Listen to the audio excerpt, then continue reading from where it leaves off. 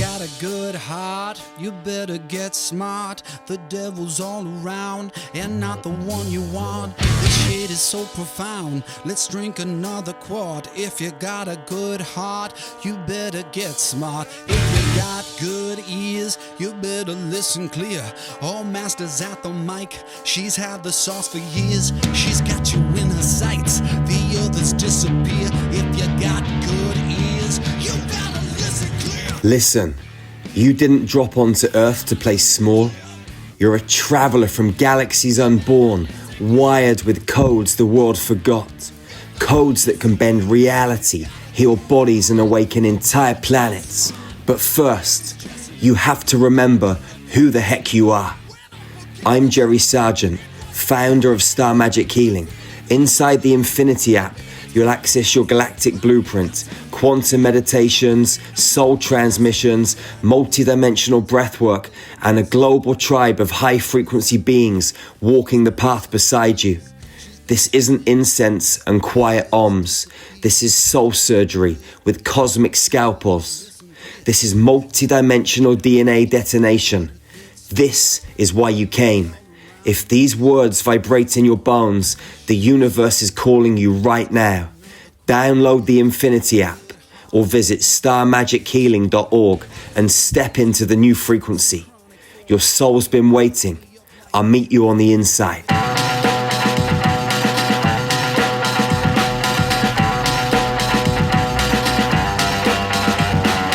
There's something in the water. There's something in the air. The proof is all around us. Hello, everybody, and welcome to another episode of Everything They Don't Want You to Know. I know I said we would talk about the dome this week, but I've been wanting to talk about something else, and I don't know, for whatever reason, this just felt like a good time to do it. Real quick, while I remember, 5 days a week now, I'm doing 15-minute podcast episodes of Coolest Alive. And it's a comic, graphic novel, a film, an animated something, or a cartoon, cartoon or animation, live action film, a wild card on Friday, and I'm missing one thing. Oh, and an album. I just posted Sugar Ray on my Facebook, if you guys follow me on Facebook. But tons of recommendations. I'm like 3 weeks in now, so already there's like 15 different awesome bits of entertainment recommended. And now my usual hour-long show that I used to do on Wednesday is now on Saturdays. And this is generally going to be getting released on Sunday for those of you who were used to it being on Monday. All right.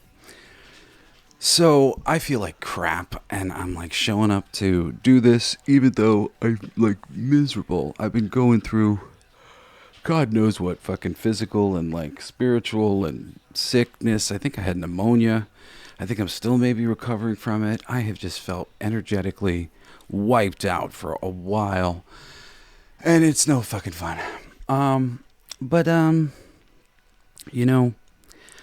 Recently on social media or whatever, especially when I had to get back into a couple different places that I haven't been in a while, because I was promoting the Kickstarter for our Solfeggio Healing Frequency album. And thank you to everybody who participated in that.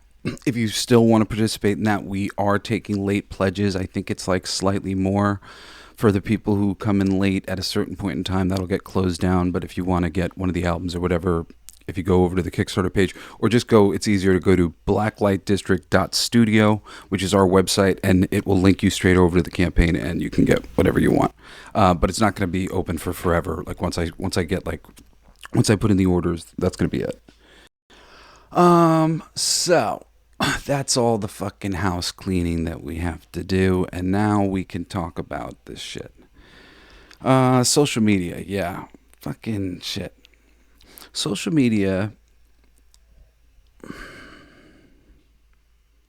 it's frustrating to me from the place that I've changed to. This episode is on how I changed, and boy, have I so fundamentally changed in so many ways, even though fundamentally I'm very much the same person I was before. I was going to write the title to this thing, and it was like how I went from this to, like I was trying to think of something positive because I was like, to God knows what or whatever. And I was like, well, is there a positive thing to say? I'm like, to somebody who's peaceful and is trying to, and has a plan and is trying to change things. And I was like, well, I was always that person. And I have always fundamentally been somebody who is peaceful and creative and sees that we could have a better world, and I would like to see one. But I started my journey as a straight edge. I'll say that first. That's my father and my mother had raised us to be, not just healthy, but not to drink, and people who drank were kind of weak, and people who did drugs were weak. There was all weakness, and to have your faculties and be ready, and like this kind of like very intense mentality, which has since changed a lot. My family's changed quite a bit as well. I'll talk a little bit about that.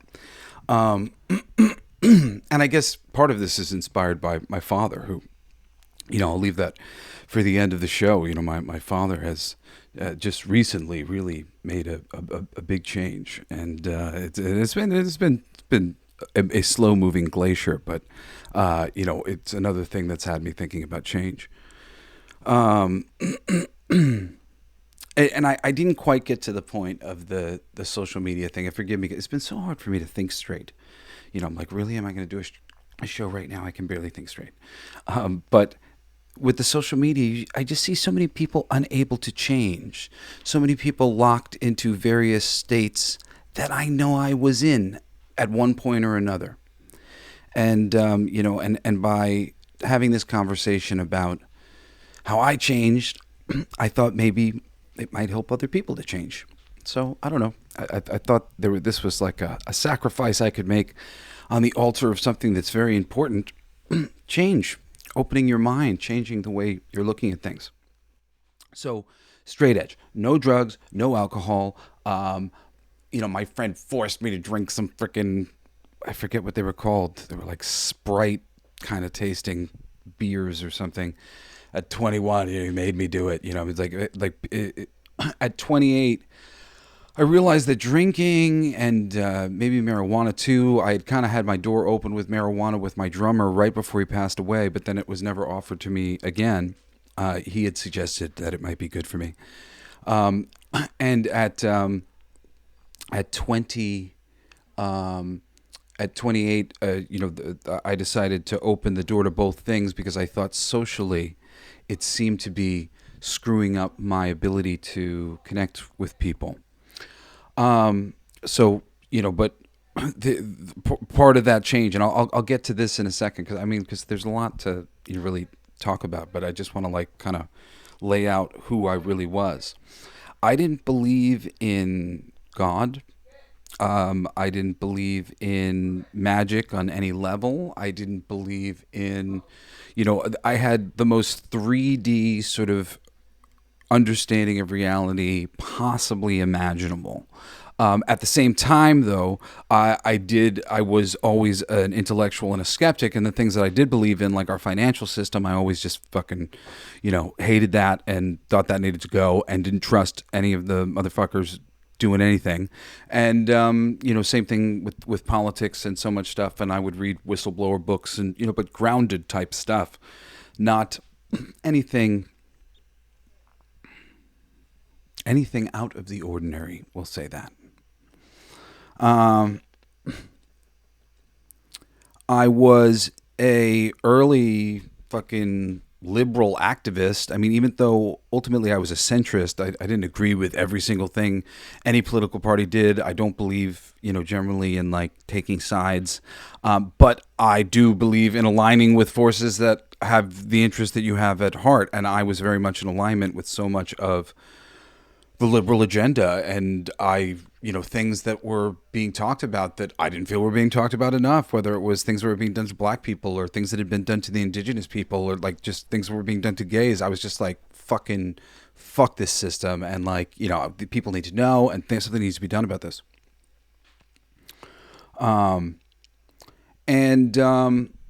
what was the other one on my list? Atheist. Oh, and a skeptic. Bigfoot.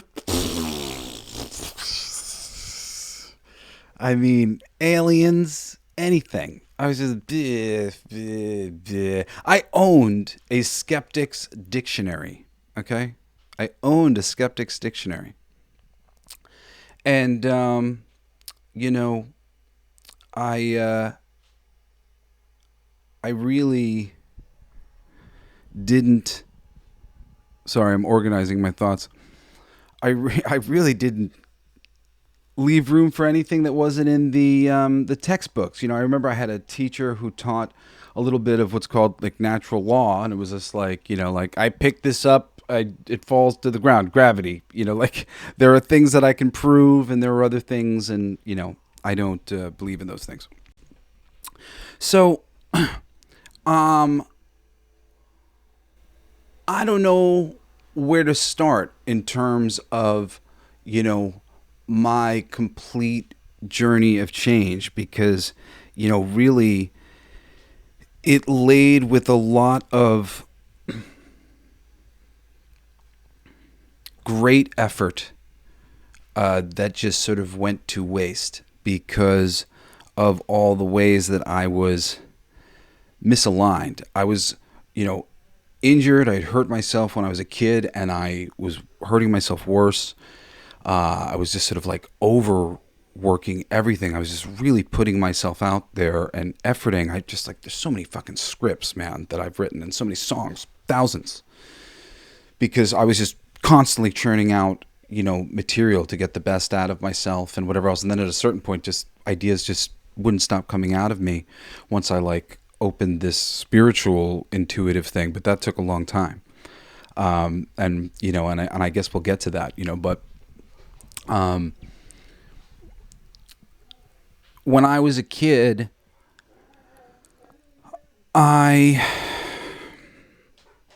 you know, a good description of me would be to say, and I have all the fucking symptoms, and you know, I've never been diagnosed, but I'm a very high functioning autistic person, and what that means is like my communication isn't really great with typical people, because things that typical people worry about and think about, I don't really necessarily worry and think about, and I was raised by a rock star and a brilliant artist, and I'm a Virgo, and I'm like hyper, you know, like I get hyper focused and hyper concerned about various things, but I didn't, my view of the world was that like I was small because I was a rock star's kid and he was big, and I was like constantly trying to like tell people about myself so that they knew that I had value too.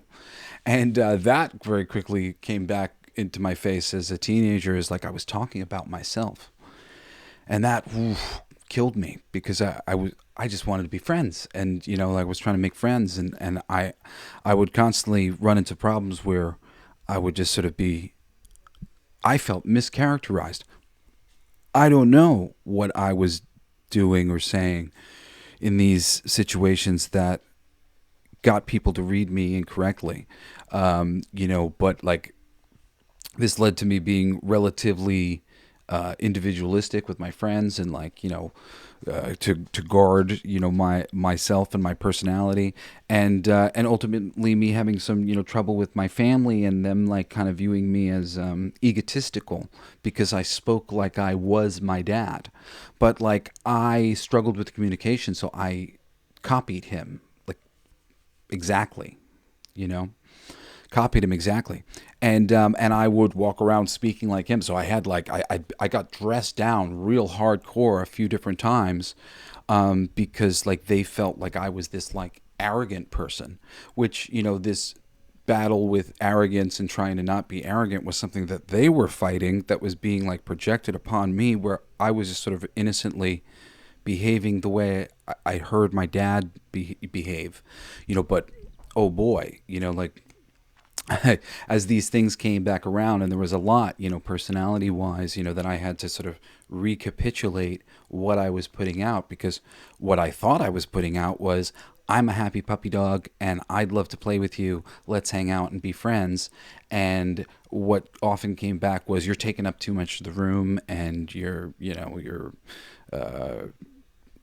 taking up too much of the room is the one that I haven't been able to get away from. And I'm a much better listener now too, but still people will accuse me of taking up too much of the room. And I try to like ask first, things that I learned to change. Ask first, like what's going on with you? Because I know that I love them and I'm so excited to talk to them and I want to tell them all the things, and that I will take over the conversation because I care and I want to talk to them and I want to connect with them on a deep level. And I have plenty of friends where this is never a problem because we fight for the microphone. And if they want the microphone, I go, oh, there's the microphone, But when there's people in your life who won't fight for the microphone with you, and then they're just like, you just always have the microphone. I'm like, you never take it. You weren't taking it. I have anxiety. I talk to make myself feel better. And, what's the problem here? It should be a balance back and forth. And I know that now, but at the same time, when I was younger, I was definitely saying some things, that people were taking the wrong way. It's funny though, the one thing that I generally never said that I would be accused of all the time of saying was that I would talk about my dad all the time. And I never talked about my dad. I would try to keep that information out of the conversation. That information always made me feel insignificant.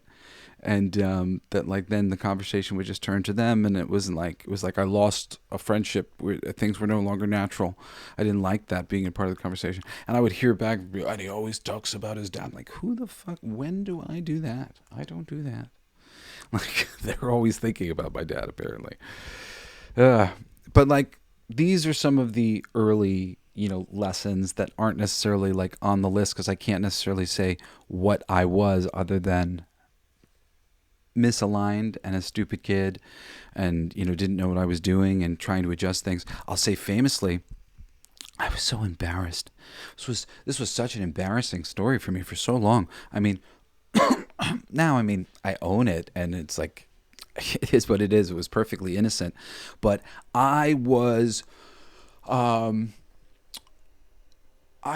for two major television hosting positions when I was in college, hosting for MTV's New Headbangers Ball, and hosting for a Nickelodeon show which was huge and ran for years called You Pick Live.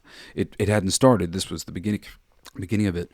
I think I must have gone through at least 4 rounds of callbacks for this. Maybe a little more. I don't know, maybe 5 or 6. I don't remember because it was a long time ago, but I remember it was a lot. And like, I remember just everyone after that, I was like, oh, not so many as such and such. Like I was like, I thought these auditions took like 6, because it was a really long process with Nickelodeon. And every single one of my auditions, it was just this glowing review and da-da-da-da-da, and bring them back in here. And well, my last audition, I bombed it, to say the least. I didn't know that I bombed it, which was all the more mortifying, because I left there thinking that I had done the exact same thing that I had done previously, and that, like, the job is mine. I felt confident. And I get a call from my agent, and he bites my head off. He yells at me. He says he's never been so embarrassed in his life. The phone call that he got from the casting agent said that I was arrogant and I was acting like a prima donna and like all of this shit. And again, very long ago, so I can't remember all like the details. But I'll tell you, there was like I don't even know if I'm like, it was some sort of footwear, like cowboy boots maybe or something. And I was doing a bit where like I didn't want to wear them, I think maybe because like I was too cool, something like that. But like I was joking. I just thought like we were like doing a thing of like, nah, you can get in the boots, like, like it did not come off well. So whatever I did, it did not go well. It did not come off well. They thought I was fucking awful. And I was, oh my God, I was mortified. Even saying it out loud right now, I'm a little bit like woozy. I remember getting that phone call like, oh my God. What are you doing wrong, Jesse Blaze? Of course, it was like a month later that I got bypassed being hired for Heavy Metal or Headbangers Ball. Is that it? Headbangers Ball? Yeah. Which eventually went to Jamie Josta, and I got hired for MTV2 Rock because they needed to replace their host, and I was like, somebody that they were eyeing. Which maybe it still would have been a better job if I had just kind of waited and been able to get the legacy position. But granted, it's like less nepotism with MTV2 Rock, so I think I liked that at the time. Oh man, but I was like scarred from that fucking audition process. And, over the years, I got so in my head and I was tense, I guess. And, and people noticed. And, my best friend, Crystalline, who was my drummer for Baptized by Fire. Well, what became Baptized by Fire. Our band was called Blazed at the time. And actually we had a couple names, Daisy Cutter. And we had a couple different things that we went through. But me and Chris were best friends for like 2 years. I shouldn't say best friends for 2 years. We were working together for 2 years. We really became best friends, literally, the day he died. We were in a car together for like, I don't know, Google GPS, whatever frickin' Kentucky to New York is, and then double that because we went there and then we didn't sleep. We had this really bad experience. We were supposed to go make a movie, and we got back in the car and headed home, and Chris passed away right after less than an hour after dropping me off. He crashed his car into the only tree in the middle of the highway in the Southern State Parkway or Montauk Highway in the middle of the road. There's no trees except this one fucking tree. And me and Chris became best friends right before then. And on that trip, Chris convinced me to do marijuana by virtue of some brownies. He said, we're going to make some brownies. I think it would be really good for you, he said. And I said, okay, man. It was like my friend was saying, I think you would benefit from this. And you don't have to smoke it, because I was very anti-smoking at the time because of my voice, and I'm a singer, and, all these things. Which was really just an excuse I was making, because more I was like just sort of raising, these things. But I opened my mind to it because of that. But that nothing changed for I was 28. Yeah. So it's funny. So I'm 5 years older than my brother Shane, who I guess if I was 28, he's 23. And then I'm 7 years older than my brother Cody, who I guess maybe is around 21 at that point. I guess so. So they're like in college. They've been like all smoking, drinking, just like a little bit or whatever this whole time. My brother Cody comes up to me very nervously, and he's like, all right, just hear me out. Like, I really think that maybe you might benefit from smoking a little weed. And I think that if you... And I just sort of go, all right. And he goes, all right. Yeah, that's it. Like, you're not going to like fight me. And I didn't realize the thing that Chris had changed my mind about it. And I had kind of been like waiting for somebody else to offer it to me.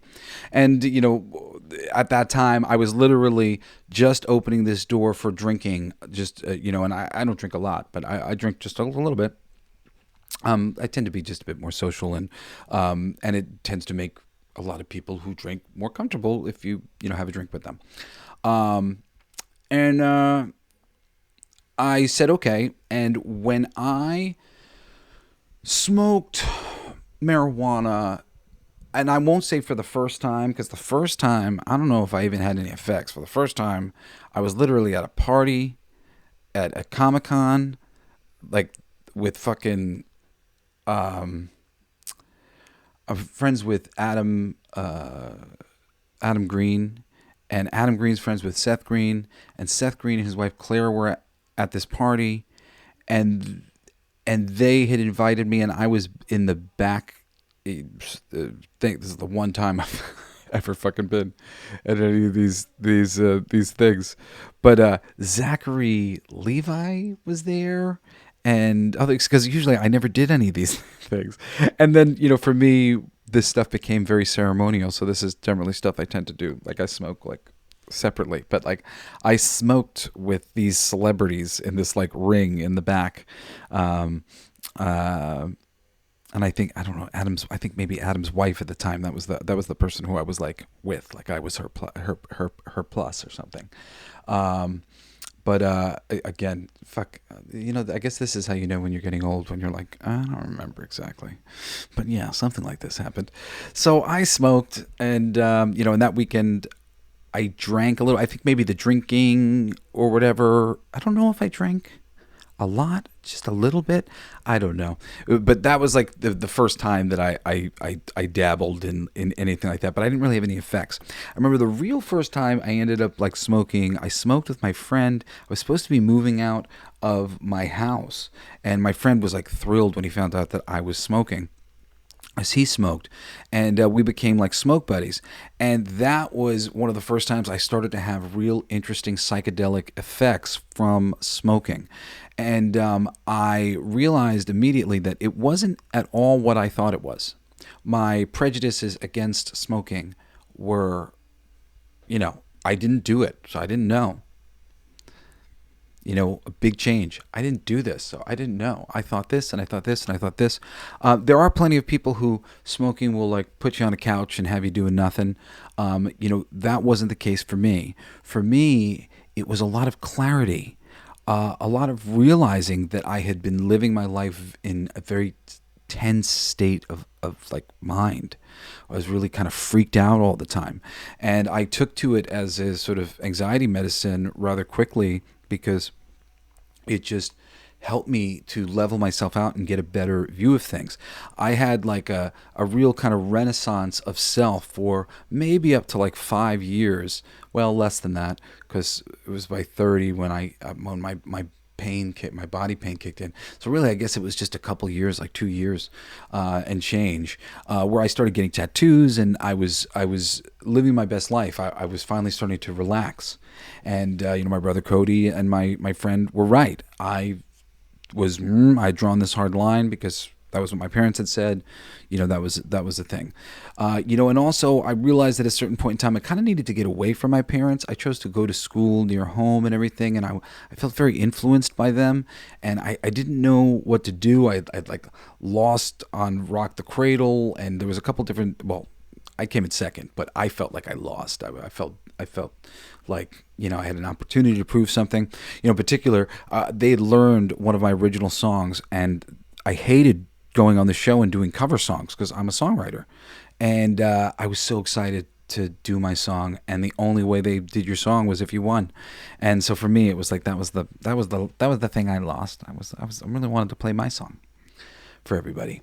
And my song Juggernaut was what they had learned. And for those of you who know it.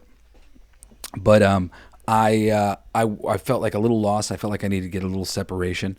And when I did that too, because they weren't exactly fans of the marijuana use amongst the siblings, and they weren't, fans of plenty of things. And I was, sort of trying to untangle a lot of anxiety that I was realizing was sort of like coming from some of my feelings about them, not even necessarily feelings that they could control, just as a mom, as a dad, as the type of mom and dad they were really exceptional, being sort of intimidated by them in one way or another. So, when I got that separation, one of the things that I had thought about for a while was, Steve Jobs had said in his book that he would not have invented Apple computers if not for an acid trip in college. And I felt that was pretty profound. I was a big fan of his, just the way he thought, and I really just thought he was a person worthy of, sort of study intellectually. And I really looked up to people like him and Walt Disney and, big thinkers, Gene Roddenberry and Jim Henson. And, and he was a hero. And after my experience with marijuana, I had changed my mind completely about these. I was like, well, maybe I don't know what I'm talking about. And Jobs said, if not for this, then know that. So let me give this a try. So I had at 29, at 29, I had a major, Terrence McKenna style big dose of mushrooms by myself while my family was away. And my neighbors, who were sweet hippie ladies, they knew what I was doing. They were kind of my backup in case anything went wrong, because I suspected, and was correct, that they had done it many times before. And I did go visit them on this very trip, and it was the one time I was in their house the whole time I knew them. But I love them, and very still friends with one of them. The other one passed away. But I was awoken in this mushroom experience. Everything is one thing.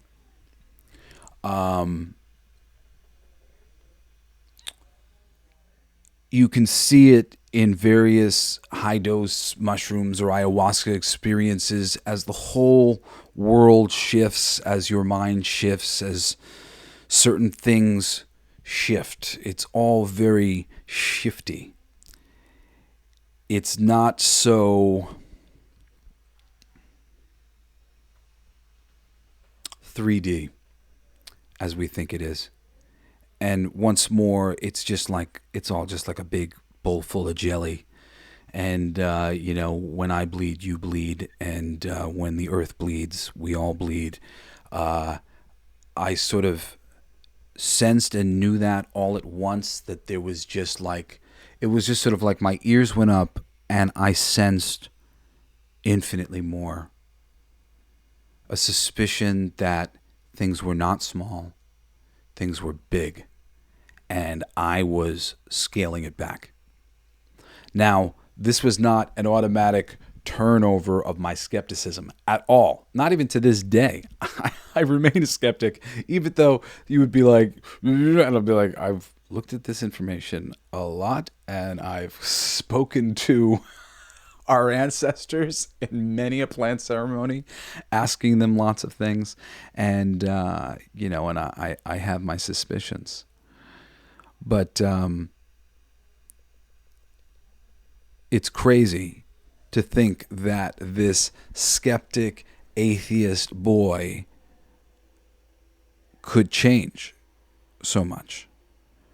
I didn't think anything about I thought all sorts of bad things about these substances. And granted, not all drugs are good, my children. I ended up not doing acid. I did psilocybin mushrooms because I read about it for months before I did it. Intellectual skeptic atheist here. So I was reading and researching for months, literally. And I finally was like, all right, I'm going to do these mushrooms. And, and that was my pathway to opening up a door to more and more and more, ideas that I hadn't thought of before. And I'll start with where I started, to a certain degree. There's like two things that I remember as starting points for me becoming what you would now call a conspiracy theorist. First one was Bigfoot.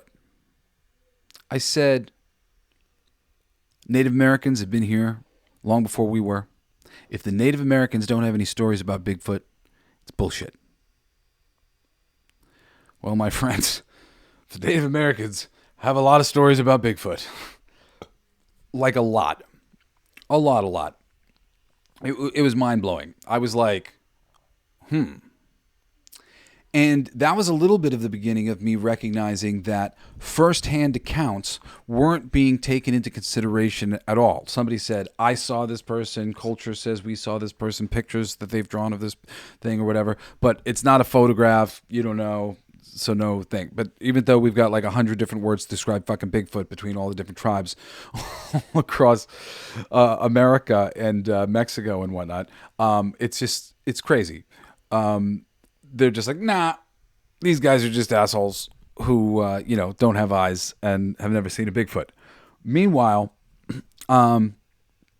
Americans are seeing it and going, oh, you're crazy, a Bigfoot. No, it's the same thing that the freaking Native Americans have been talking about. Yeah, obviously. So I realized that I was guilty of this same thing. Like, I wasn't really willing to listen to a firsthand account from a person. Do you have a photo? I had the Skeptic's Dictionary. In the Skeptic's Dictionary, no photo evidence of ever any material has ever been shown of. I was a dickhole. I'm sorry. I was a dickhole. And I think that was the one that kind of led me into aliens. And aliens, it was crazy because when I started researching aliens, what I decided to go after was people who had written, in some cases written, but mostly interviewed firsthand. Like, here it is, me, I get to look into their eyes as they're being interviewed about their alien experiences, their abductions and all this shit. And guys, I swear to you, I've watched at least 1,000 of them at this point. And I mean, not even at this point. At that time, I watched 1,000 of them because, like, it was the first bit of any of this shit that I was like, and I was just morbidly curious and fascinating because the more I watched, the more consistent the fucking stories were, the more of the people that I felt that I believed, compared to, people who I don't know, if I believe their story or whatnot, but it just one after another. I was like, I really believe that lady. I really believe that guy. Oh, yeah, I fucking believe that kind of. That sent a shiver up my spine. That story is just like the other fucking story that person told. Is like that story is just, oh my God. Jesse Blaze Snyder's pattern recognition shit was like off the freaking scales. And I mean, really, after 1,000 of them, I was just like, all right, aliens are real. Like, fuck this shit. Like, at this point, like, who am I kidding? This is a thing. But because I'm such a skeptic, it took a lot. Like, so like you're seeing people who are like been talking about aliens, and granted aliens like shit is like more prevalent now because the government's been fucking acknowledging it. But like, I've been aware of this for, I don't know, at least a decade now. The fucking story. There was just so many stories, so many different people, so many different walks of life. And when I opened myself up to hearing from all of them, I changed. I went, fuck. There's people getting fucking abducted by aliens. What the fuck? This is crazy. And yes, I know some of these things sometimes can be really hard to accept and understand, like I think too, it's funny. Throughout my life, I've always been somebody trying to dig for the truth, going, something is rotten here. There's no reason why the earth shouldn't be a wonderful place. I don't understand why these systems were designed these ways, but they're stupid. And we need to figure out better systems, like what's going on here, trying to get to it, And for years I would think, I would finish a book, right? So I'd finish some whistleblower book on like, the fucking light bulb being covered up or something, or, the electric cars and things like that, even though now there's documentaries on some of these things, but like, or some CIA thing about the JFK assassinations, like I'm trying to pinpoint like what I was reading at that time. But because this is like my opening the door to things like The Field and books on yogis and meditation and all this other stuff. But like stuff that was within like the 3D realm of conspiracy. Those are the only ones that I can think of off the top of my head. But at the end of every one of those books, or even fucking watching JFK or some of these documentaries, I would always think the same thing for a very long time. And it was either this is like this 1 in a million happenstance that this fucking situation occurred like this, or this is a sign of a system so corrupt that I can't even begin to fucking like wrap my head around how corrupt it is. And over the years, each book, whether it's, Vietnam War or real shit about fucking World War II and stuff, that'll turn your head around if you're a real fucking patriotic person who liked the idea of us going fighting the Nazis and stuff. And not to say that they weren't bad guys. That is not completely. There's a lot of murky territory that is like, just yucky. Lots of yucky information that you're just gonna be like, ugh. God damn it. Like war, all of this is gross. This is why we shouldn't be doing this. This is why we shouldn't be in war. Look at the fucking money at the top of the pyramid. It funds both sides of the war. And those people always get away with it. And it's just, oh God.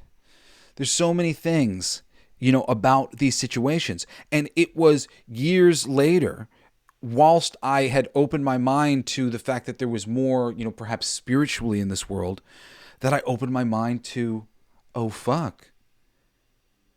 All these books that I'm reading, this is a pattern. And I always say the same thing. This is like crazy that this 1 in a million thing happened. Or this suggests that there's this corruption system is really crazy. And it is. It's crazy. One of my favorite subjects is suppressed technology. And like, oh man, go research suppressed technology for a little while.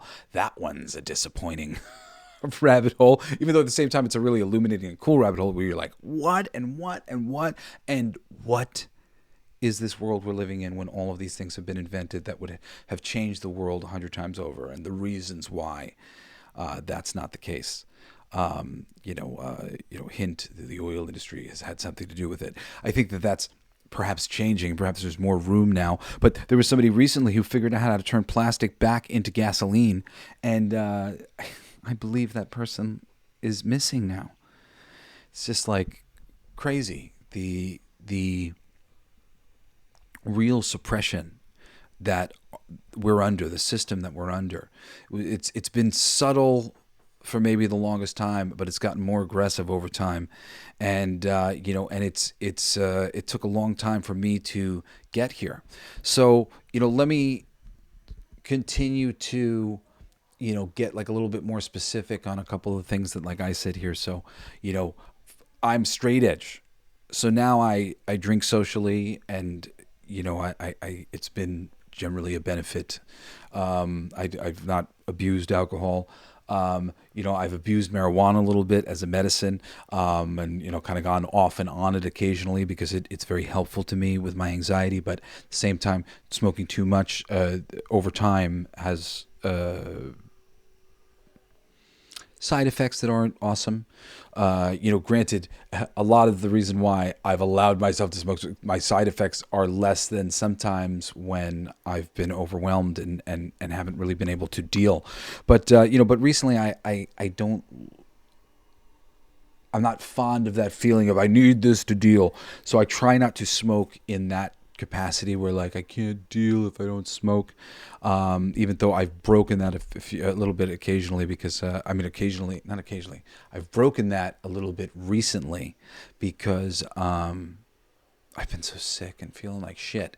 And then again, an extra thing making me feel like shit. I'm like, and you smoke now too. And you smoke because you felt like shit. You're not supposed to do that. Which I'm not generally supposed to do that. But like, it's been a fucking month and a half of this. It's been crappy. I've been like spiritually sick, pneumonia. I don't even know what. I'm like really just, my body was messed up and I'll like feel better for like a moment and whatever else and whatever. Sorry. So getting back to our list. So now I'm open-minded about, at least not just the alcohol, but also the plant medicine. Like, I'm not somebody who does cocaine, even though I have, occasionally done that with a friend or two here, there, when in Rome, kind of just hanging with my friends, knowing that I wasn't going to do it again. But like hard drugs and things like that, like heroin and stuff like that, stayed away from that stuff. And generally speaking, I only like things that are natural. I think that's somebody convinced me that cocaine was natural, and that's why I did it like once or twice. And I think somebody in the comments will make an argument that well, cocaine technically is natural. Generally speaking, the natural type stuff, I I'm not a big partier. I don't do that very often. I have kind of a complex about partying and letting myself go, but I actually try to let myself go occasionally as an exercise and to party with friends who like to party and enjoy themselves, at like festivals and things like that. And I do try to do it occasionally, kind of live vicariously with somebody who likes to do that, because it's hard for me to do it. But really my perspective on marijuana, ayahuasca, psilocybin, peyote, and a lot of other drugs is that they are plant medicines. They are spiritual medicines that can open you up. Over time, I was shown more and more and more. The oneness of creation led more and more and more towards an understanding of the foundations of our reality. I wouldn't say my religion is the Hermetic principles and universal law, which I teach like a version of it, but universal law and the Hermetic principles are just sort of a fundamental nature of our reality, the way our reality sort of reflects itself in a lot of ways. And if you understand and come to learn these basic sort of patternings within creation and universal law, and if you want to learn these through me, I have on my YouTube channel for Blacklight District Studio, we have a 13 Universal Laws like class that I taught over the pandemic a while back, and it's free. You can go watch it. There's no ads or anything at all. The sound quality is not great, but turn it up, and the information is really wonderful. I really did a lot of work into putting together the class at the time to give a lot of detailed information about this stuff, and it's the type of information where once you get it, generally speaking, most people go, yeah, I do see on some level how this and that may be true, even though that seems esoteric and a little woo-woo, because it's not all that woo-woo. We are all connected, and now, quantum physics and various scientists are studying telepathy and reading people's minds, and, there really is just the moment you open up these cans of worms and dig deeply into all these subjects, often there's not a lot of proof, but more often than not, there's a lot of people. And I mean, how many fucking Birdman or Mothman, as they're said, accounts are there? Not that many from what I've been able to find. However, there is one or two of them that is like very fucking convincing, and they got a damn good look at this damn thing, according to them. And there are people out there with stories. There is a lot of things. I didn't believe any of this stuff was possible. I doubted it all. And as time went on, I had, another, big experience, for me, because, I have always been kind of drawn to Native American lore, spirituality. I'd had a major past life regression. My whole family got turned onto this book called Many Lives, Many Masters, and got kind of open to the idea of past lives, at least that other people were experiencing some of these things. And the book is a great book. I highly recommend. And we all were fascinated. But my brother Shane, he went into these self-hypnosis things on YouTube, and he started having like kind of bonkers results. He has lots of different stories that he could break out and tell you of, like these past life regressions that he's had. One of them was a story that like flew across our family that really knocked our socks off, and I've told it before, and I'll say it again briefly. But my family, well, long story short, my brother Shane remembers being a Native American, I guess teenager. He wakes up, thinks he's drunk, he's wandering around the wilderness. He realizes he doesn't know where he is. He puts his hand to his head. He realizes he's bleeding, and now he's been yelling. He's calling for his brother, and wolves come and eat him. And next he sees himself over his body looking down at his mom and dad that he knows is my mom and my dad, and he knows that his brother is his brother Cody, and he can feel that Cody feels great regret that he left him. He didn't know what to do. Shane was hurt, and he ran away to get the parents, and he left his brother, and he was eaten by wolves. And Shane somehow also knew that I was his older sister, not brother, in this life, and I was back at the village. but it was my family. And when we heard this story, like, it was all of us, it was like somebody walked over our graves, really, like, tripped us out. And I had a past life regression that was success. I didn't have a lot of success with it, but my second time I did.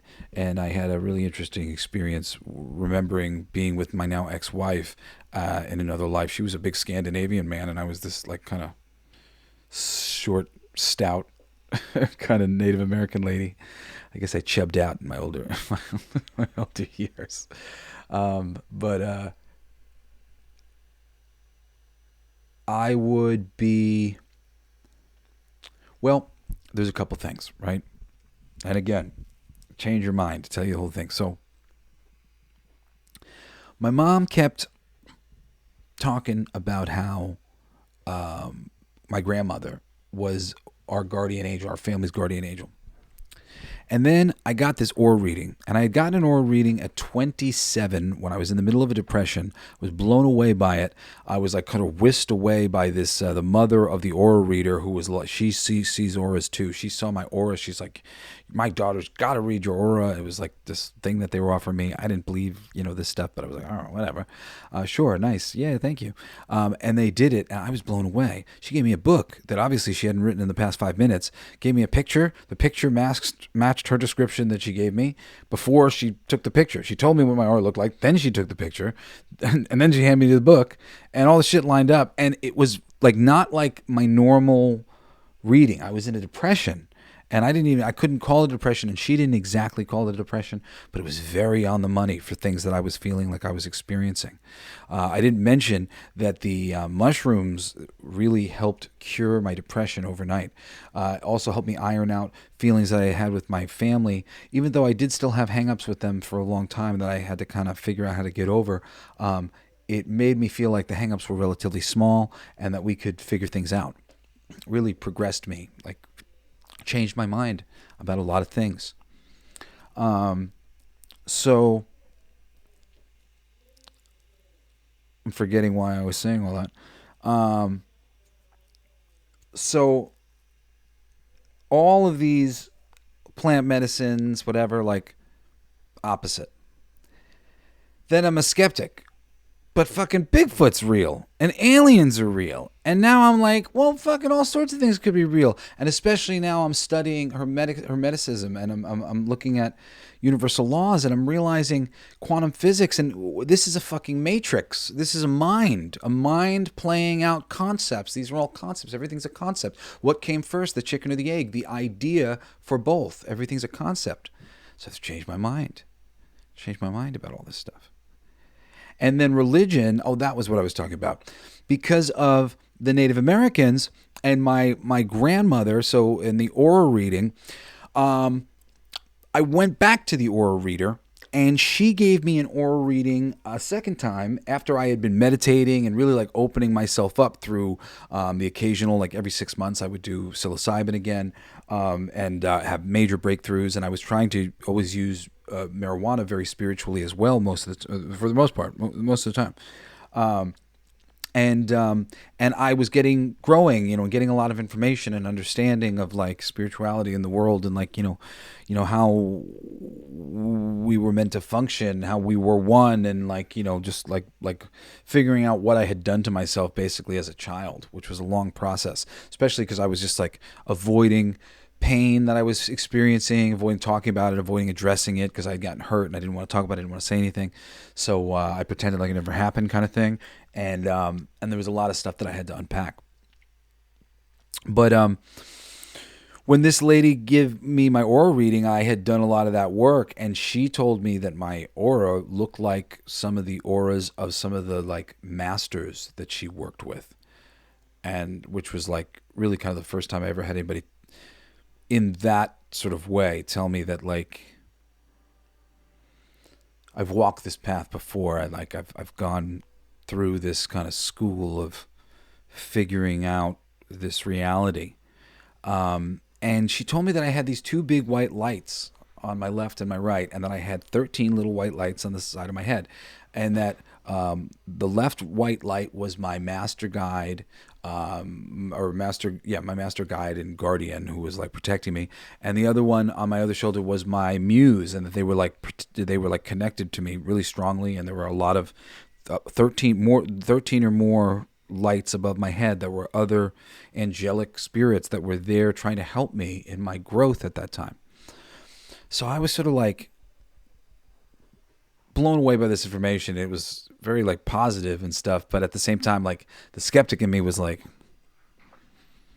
I don't know about this. But at the same time, again, the rest of her reading, everything else, on the money. And just looking at a picture of me.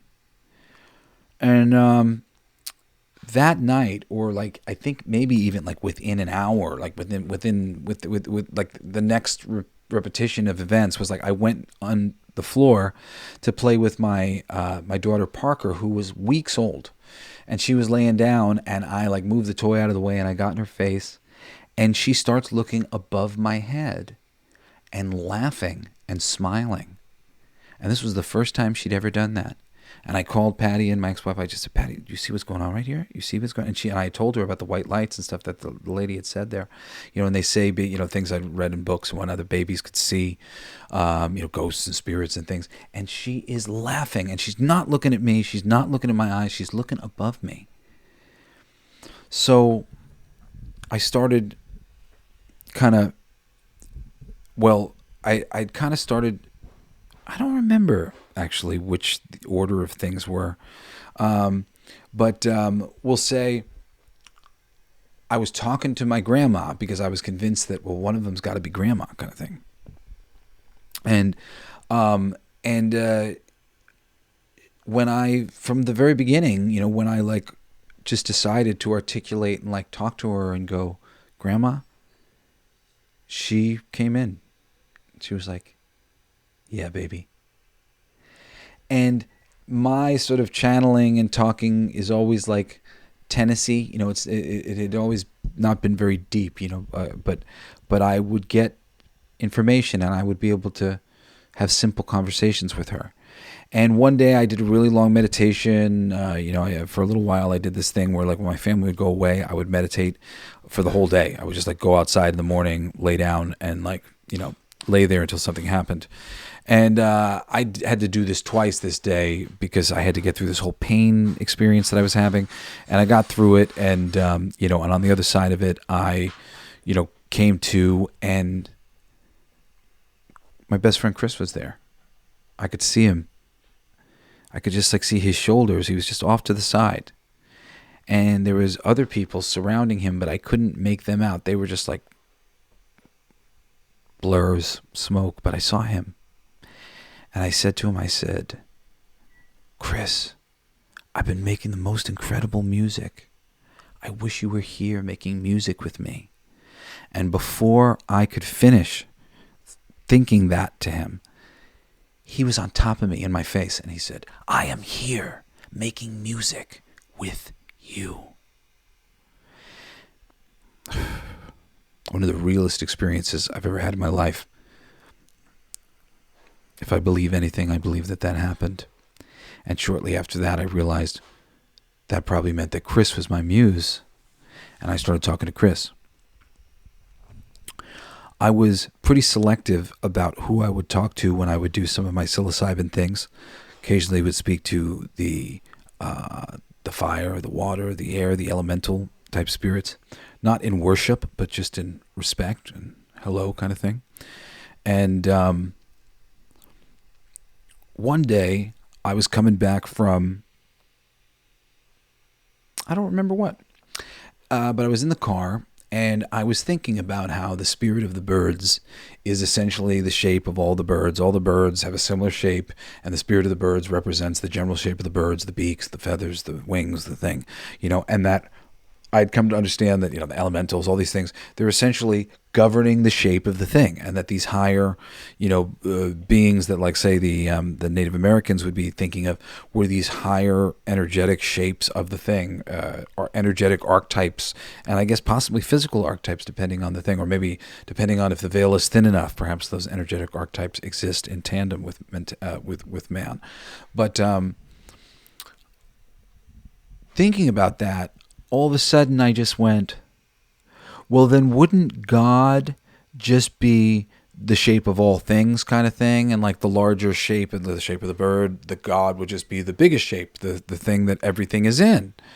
And whether it was my grandmother or Chris went, yeah. And all of a sudden it dawned on me, because I had come to understand that those other things were true.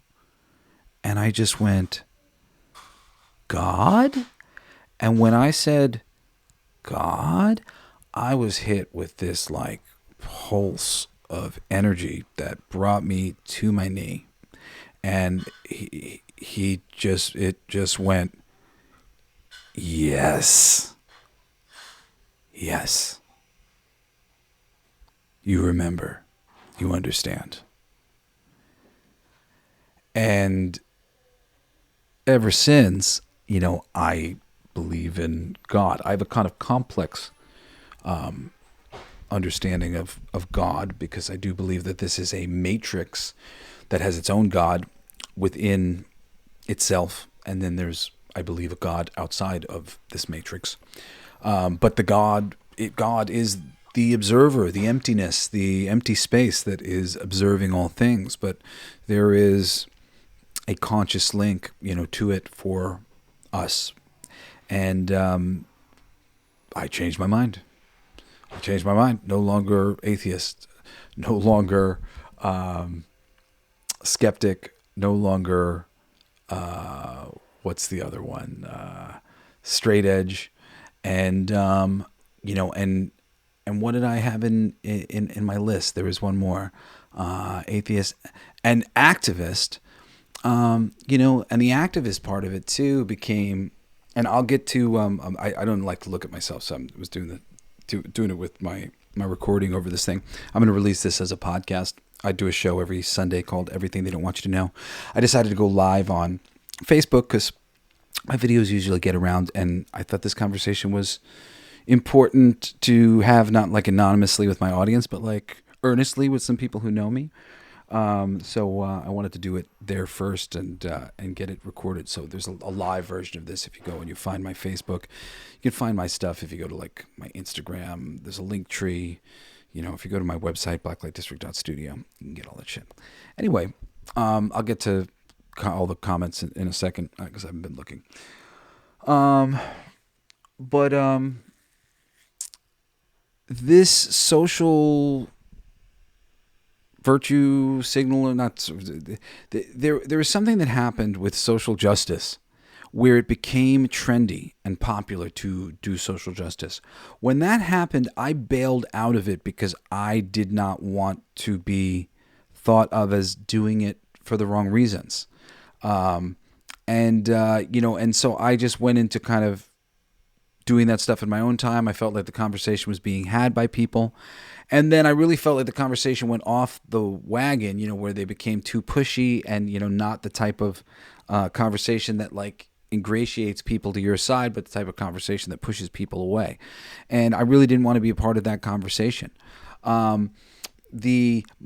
leanings, so I shut my mouth on that level. And then the part of me that was supporting the Democratic Party and leaning liberal, because that seemed to be the way towards saving the world for me at the time, they embezzled a shitload of money from Bernie Sanders' campaign by trickery, and got all of us who were donating to Bernie to give money to Hillary Clinton's campaign, swiped her in last minute when she had already been shown to be dishonest on a lot of levels. And I'm sorry if you've been indoctrinated that Hillary Clinton is like, yay, but oh man, there is just so many whistleblower books on her, and they are scary.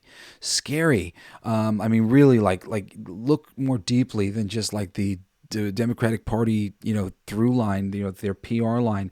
And I don't understand why they won't jettison her. I mean, I do, because there's a lot of other things going on, but I couldn't understand. And eventually I came to understand some of the reasons why they wouldn't jettison her. But that was first strike for me, because when that happened and I tried to say, what the hell, this will not stand, Bernie Sanders deserves this spot, blah, blah, blah, blah, blah. All my Democratic friends, I had multiples, like a half dozen different people, messaged me privately and told me, shh, we need Hillary Clinton or we're going to lose to Donald Trump, or whatever it was. And we lost anyway.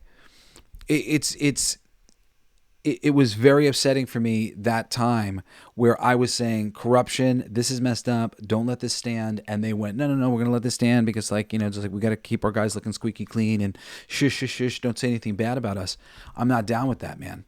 I'm down with like accountability on both sides. And, so for me, all of a sudden I was like, okay, well, I don't lean Democrat anymore. I'm not in support of this position anymore. Then I found myself, in the middle. And when Donald Trump was elected, I was one of the first people who kind of wrote something about him using "We're Not Going to Take It" and how I thought it was he shouldn't do that, and he's not representative of that song and all this stuff.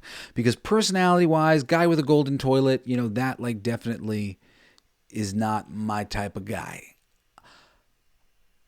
However, I don't remember exactly how I kind of got on it, but I knew I was getting to this place of just this going back and forth, and and the way we're having this conversation is so ugly, and I don't like Trump, but he's not a Nazi, this is just hyperbolic and silly, and I don't see so much of what you're saying. I don't I feel like we're just living in this false reality, and I want to bring some sort of reason to it. I ended up watching this video on Trump derangement syndrome, just a video on ways in which things had been cut, the various major media things, and ways in which they had been presented to the public, and what had actually been said, and I ended up doing a follow-up deep dive because I didn't even believe fucking half the shit. I'm like, propaganda from the Trump MAGA movement, and I looked into all this shit, and it was, and this isn't me going, I love Trump and everything he says. No, this is me saying, oh my God, it's biased as hell. It's crazy as hell what's kind of going on, what's been going on. And I saw that, and I changed. And you can change too. We all have different ways of living here on planet Earth. They are not all wrong. When you have deep conversations with the left and the right, you generally find out that mostly we're thinking similarly. And if you go straight to some partisan issue or whatever, you're a fool, because most issues are not partisan. Things like clean air and clean water, that's nothing. Things like clean food, of course, we're all on the same page. And if we could focus on the things where we were all on the same page and get a little deeper into the conversations where we seem really far away from each other, like something like abortion, where, one side is very worried about their right being taken away, and the other side is just concerned about us not remembering what it is we're doing, which this is a life. And, and I don't like it that they want to take away that part of the conversation. Let's make it, I think it should stay a big deal, especially when there's things like the pill and things like that, but when you change the conversation and you have the conversation in this really polarized way, they're trying to stop it or whatever. I think most Christian people are not trying to stop it completely. They would just prefer it not be rampant and not be last minute. And there's so many extreme places where I think we could all draw a line and say, yes, okay, that would be nice. I would prefer that too, if a giant, mostly fully formed baby isn't being chopped up, like that. Of course, wouldn't that be great? I'd like that. And the idea that we can't have that conversation just like that, flatly, and okay, this is what it is that we're doing, and let's really figure out a better, more humane way to do it. Can we make abortion even less painful for the child or whatever else? These are conversations that would be good to have, but we don't get to any of these conversations because we're all polarized, And I thought I had to fight. And I watched the side that I was on become the villains. And then I watched the hero-villain thing. Oh, and now the hero-villain victim, hero-villain victim, hero-villain victim. The victim rises up.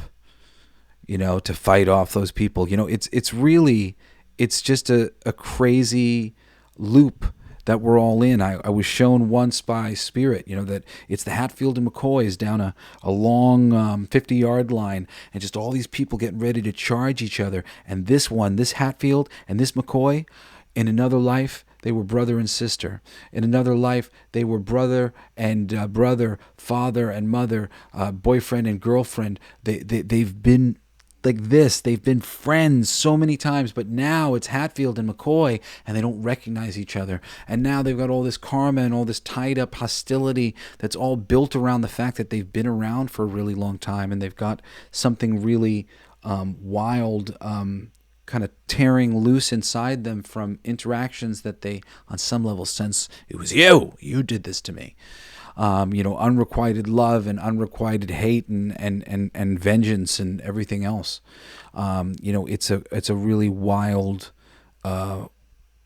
consciousness that we're living in. This place is far more complex than I ever gave credit to. For those of you on Facebook who might see this, if you don't listen to my show, Everything They Don't Want You to Know, I'll point you to tons of other things. Oh, change my mind. Here's a good one. I talked about it in my first episode when I got invited to join the fucking Illuminati and the Freemasons. That changed my mind. I didn't believe in that shit. I didn't believe there was any Illuminati or there was any Freemasons. Then I got asked to join very casually. So at first to go play a party for the Illuminati. They'd love me. And I was like, what? And of course, the person who's his father and uncle are two of the biggest producers in Los Angeles in the 70s.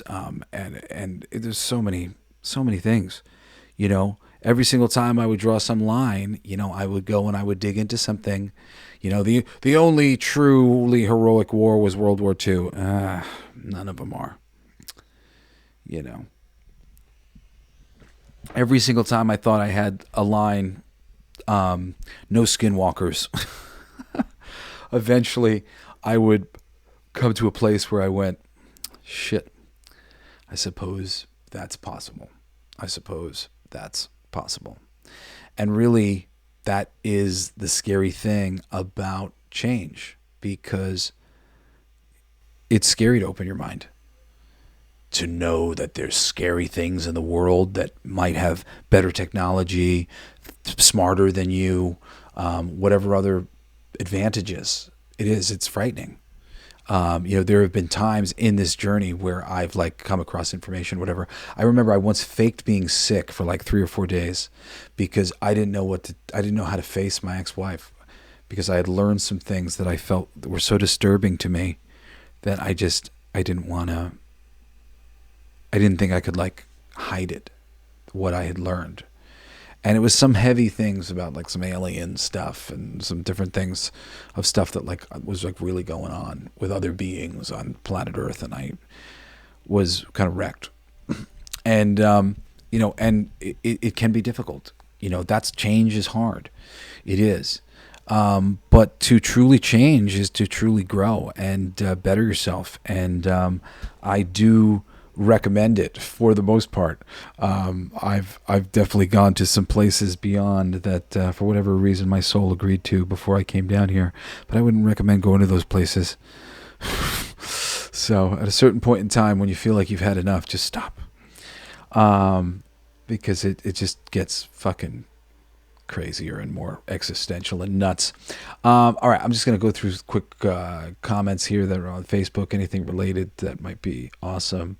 Brian Bird says, I'm awesome just the way I am. We are awesome just the way we are, Brian. You're awesome, brother. Betty said, the light in me loves the light in you. Betty, the light in me loves the light in you, baby. Steven says, Jesse, for the length of time I've known you, you consistently evolve. That is great. There are many people, as you well know, never change. Yeah, well, thanks, Steven. Thanks for noticing. I appreciate it, brother. And Chris Cooper said, no, long time no see, buddy. Glad you're back doing videos. Yeah, occasionally. I didn't feel like doing it, but I did anyway, because I've been wanting to do this video, and it's just, I've not gotten a lot accomplished today because I just haven't been up to the work that I need to do. And on whatever level, I was like, I guess I feel like doing that, connecting with people. When you're sick, you feel all sorts of lonely. So Just figured I'd go and chat with people directly and do this little live stream thing, even though I don't look great on a fresh haircut or anything. Michael's in. What up, Jesse Blaze? What up, Michael's in? Hey to Rebecca. Hey to Arnie. Hey to David. Hey to Bill. Kathy says, you're so right, Jesse. This world needs a little kindness. Yeah, we all do. We all need a little kindness. You know, the biggest thing that I've learned is like, you know, like whether any of these conspiracy theories or anything, at the very least, there are some people who are convinced they're having some real crazy experiences, and to just disavow them and shoot them down and not take it seriously, is just is a crime, I think. You know, people, even if it turns out to be imagined suffering, you know, but I don't think ultimately a lot of these things, you know, they're not, nothing's being done because they're known about, they're being allowed to happen. So, you know, these are all subjects worth digging in yourself. My show, Everything They Don't Want You to Know, is now every Sundays, and I do like an hour. The first 13 episodes is actually all the 13 universal laws, or it's basically the 7 hermetic principles plus the 12 universal laws. In combination, I do 13 as my kind of like explaining of it, and then a bunch of different conspiracy things and whatever. I mean, you know, they're not conspiracy things, man. It's just information that they would prefer you not know, so they say it's conspiracy. Jesse, read Rescued Not Arrested. Great read. Rescued Not Arrested. Okay, cool. See if I remember that one. Rescued Not Arrested. It's a good title. Rescued Not Arrested. Arnie says, we are all one. Tim says, hey, what's up, Tim? And Arnie says, we all need to be our authentic self and speak the truth. Take our world back. Yeah, no, absolutely. That is the highest, some of the highest guidance that I have experienced. You must be your most authentic self, because if you are not, you will blame either yourself and have to come back, blame others and have to come back. And basically you're going to create karma from not behaving well. You're going to create pain for yourself by not being your natural self, and you know, and create karmic loops for those who basically you allow to steal your power and stop you from being your most authentic self. And it's not until we are all our most authentic selves that like the clock will tell the right time. It's all of us behaving not exactly as we are is the world being less splendiferous than it could be.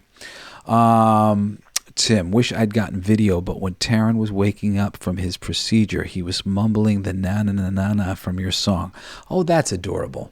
Shout out to Tim. Hey, everybody, send some healing energy to Tim Loren's son, Taryn. He just had a surgery, Taryn Lorenz, and he just woke up and he was singing one of the songs on the Solfeggio Healing Frequency record. That's good. Play him that shit. I've got some more healing frequencies. I've been doing some really kind of nutty stuff with the healing frequencies. Tim, I'll send you some stuff to play him to maybe help him. Okay. Tim's just saying hi to other people. And then we got Stefan. Hey, everybody. Anyway, I love you guys. Thank you so much for joining me here on Facebook, and for those listening afterwards of the podcast. This is how I changed. It's my story. I judged, you know, on some level was judging drug people doing psychedelic drugs, whatever else, like forever, you know, and then I did it myself and changed my mind. And then I had an aura reading and it changed my mind. You know, then I actually listened to 1,000 different people tell me what happened to them, and I changed my mind. Then I, you know, ultimately though, the biggest thing with changing my mind was opening my mind in the first place. And for me, it took a massive dose of mushrooms. And I, on a dime, went, wow, there's a lot more going on here. Oh, and the thing that I wanted to say, because I said I would wrap it up with my dad. My father has been having some trouble, and I don't want to blow his thing, but he's been dealing with some health things. And, you know, finally he sort of opened himself up to the processes that me and my siblings have been going through to try to heal ourselves of some of the difficulties that we've been having through plant medicine. And my father did his first mushroom ceremony just a few weeks ago now, or maybe a month ago now, and has had crazy, wonderful benefits, and, sort of immediately saw the, I love you, I love Jesse, and Jesse loves me, and that was what I was trying to tell him when I had done it, and I tried to get him to do it with me because I knew that if we did it together, it would be good.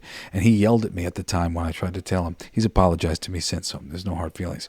But he did it himself, and he basically said the same thing to me, like, the mushrooms, like they I see, like, yeah, I love you, we got this. It's like our problems are small, and that's it. Our problems are small. Problems in the world are small. Our problems on earth are small. And if you open up yourself to the possibility that maybe things are small, and maybe there's nuance, and maybe the people across the aisle from you are not the devil, but somebody that can be reasoned with, well, then all of a sudden, a whole new universe is born. A universe that could possibly be reasoned with. And wouldn't you prefer to live in a world, in a universe that could be reasoned with more than you'd prefer to live in this completely unreasoning world? I'm Jesse Blaze Snyder, and you've been listening to Everything They Don't Want You to Know. Shout out to my dad, D. Snyder, from Mr. Twisted Sister. They're going back on the road, doing a reunion. You should check out tour dates and go see them, especially because, I think at the very least, my father's thinking I don't know if I shouldn't, maybe it's time for me to actually legit retire from this thing. So if there is a chance for you to see D, see him while you can. Love you, Dad, and thank you to everybody who's listening out there and who listens to the show and makes this great. Hope you're listening to Coolest Geek Alive 6 days a week. And I hope you will join me next Sunday for another fucking incredible, mind-blowing episode of Everything They Don't Want You to Know. Peace out, guys.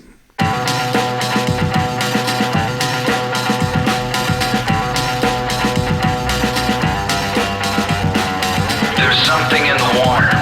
There's something in the air. The proof is all around us. It's not a matter of time, sure as the blaze in your eyes. I sense a subtle shift, instincts I can't resist. Weary